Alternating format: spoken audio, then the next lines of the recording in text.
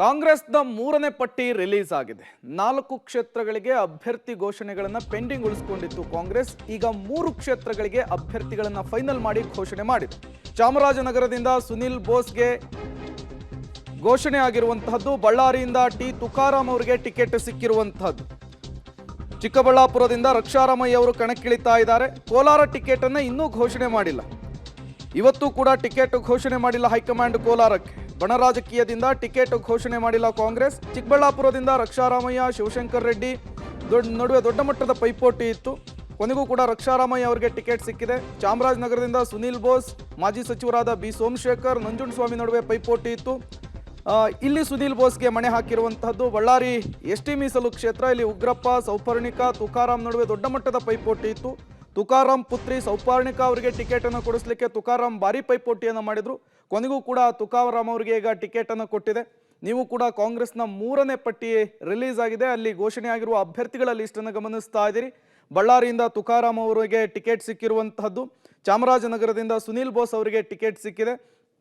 ಇನ್ನು ರಕ್ಷಾರಾಮಯ್ಯ ಅವರಿಗೆ ಚಿಕ್ಕಬಳ್ಳಾಪುರದಿಂದ ಅವಕಾಶವನ್ನು ಕಲ್ಪಿಸಿಕೊಟ್ಟಿದೆ ಕಾಂಗ್ರೆಸ್. ಕೋಲಾರ ಇನ್ನೂ ಕೂಡ ಕಗ್ಗಂಟಾಗಿಯೇ ಇರುವಂತಹದ್ದು, ಅಲ್ಲಿ ಯಾರಿಗೆ ಟಿಕೆಟ್ ಸಿಗುತ್ತೆ ಅನ್ನೋದು ಕುತೂಹಲಕ್ಕೆ ಕಾರಣವಾಗಿದೆ. ಮತ್ತಷ್ಟು ಡೀಟೇಲ್ಸ್ ಅನ್ನು ಕೊಡ್ತಾರೆ ನಮ್ಮ ಪ್ರತಿನಿಧಿ ಸುಕೇಶ್, ದೂರವಾಣಿ ಸಂಪರ್ಕದಲ್ಲಿ ಜಾಯಿನ್ ಆಗಿದ್ದಾರೆ. ಸುಕೇಶ್, ನಿರೀಕ್ಷೆಯಂತೆ 3 ಕ್ಷೇತ್ರಗಳಿಗೂ ಕೂಡ ಅಭ್ಯರ್ಥಿಗಳ ಹೆಸರು ಘೋಷಣೆಯಾಗಿದೆ. ಬಟ್ ಕೋಲಾರದ ವಿಚಾರ ಇನ್ನೂ ಕಗ್ಗಂಟಾಗಿರುವಂತಹದ್ದು, ಸಂಧಾನದ ಸಭೆಯ ನಂತರವೂ ಕೂಡ ಯಾಕೆ ಅನೌನ್ಸ್ ಆಗಲಿಲ್ಲ ಅಂತ? ಒಂದು ಸ್ಪಷ್ಟ 4 ಕ್ಷೇತ್ರಗಳ ವಿಚಾರದಲ್ಲಿ ರಾಜ್ಯದ ಮಟ್ಟಿಗೆ ಪೆಂಡಿಂಗ್ ಇತ್ತು. ಅದರಲ್ಲಿ ಸಹಜವಾಗಿ 4 ಕ್ಷೇತ್ರಗಳ ಕುತೂಹಲ ಇತ್ತು. 3 ಕ್ಷೇತ್ರದ ಕುತೂಹಲ ಈಗ ತಣ್ಣದಿದೆ. ಅಂದ್ರೆ ಒಂದು ಕ್ಷೇತ್ರ ವಿವಾದದ ಕೇಂದ್ರ ಬಿಂದುವಾಗಿರುವಂತಹ ಕೋಲಾರ ಟಿಕೆಟ್ ಕಗ್ಗಂಟು ಸದ್ಯಕ್ಕೆ ಪರಿಹಾರ ಆಗುತ್ತಾ ಇಲ್ವಾ ಅನ್ನುವಂತ ಗೊಂದಲದಲ್ಲೇ ಇನ್ನೂ ಕೂಡ ದಿನ ಕಳೀತಾ ಇರುವಂತ ರೀತಿ ಕಾಣಿಸ್ತಾ ಇದೆ. ಯಾಕಂದ್ರೆ ಯಾರು ಅಭ್ಯರ್ಥಿ ಅನ್ನುವಂತ ವಿಚಾರದಲ್ಲಿ ಒಂದು ಹಂತದ ತೀರ್ಮಾನ ಆಗಿ ಅದಕ್ಕೆ ವಿರೋಧವಾದ ನಂತರದಲ್ಲಿ ಇವೆಲ್ಲ ಬೆಳವಣಿಗೆಗಳಾಗಿರೋದ್ರಿಂದ ಸಹಜವಾಗಿ ಹೈಕಮಾಂಡ್ ಆಯ್ಕೆ ಮಾಡಬೇಕಾಗುತ್ತೆ ಮತ್ತು ದಲಿತ ಎಡಗೈ ಸಮುದಾಯಕ್ಕೆ ಕೊಡ್ಬೇಕನ್ನೋ ತೀರ್ಮಾನಕ್ಕೆ ಕೂಡ ಬರಲಾಗಿದೆ. ಆದ್ರೆ ಅಭ್ಯರ್ಥಿ ಯಾರು ಅನ್ನೋದನ್ನ ವಿಚಾರದಲ್ಲಿ ಸಮಾಧಾನ ಪಡಿಸಬೇಕಂತ ಅನಿವಾರ್ಯತೆ ಇದ್ದಂತೆ ಕಾಣಿಸ್ತಾ ಇದೆ. ಎರಡೂ ಬಣವನ್ನ ಸಮಾಧಾನ ಪಡಿಸಿಯೇ ನಂತರ ಘೋಷಣೆ ಮಾಡ್ಬೇಕನ್ನುವಂತ ತೀರ್ಮಾನಕ್ಕೂ ಕೂಡ ಎಐಸಿಸಿ ಬಂದಂತೆ ಕಾಣಿಸ್ತಾ ಇದೆ. ಪ್ರೇಮ್, ಓಕೆ. ಇನ್ನು ಬಳ್ಳಾರಿಲಿ ಕುತೂಹಲ ಕಾರಣವಾಗಿರುವಂತಹದ್ದು ತುಕಾರಾಂ ಅವರು.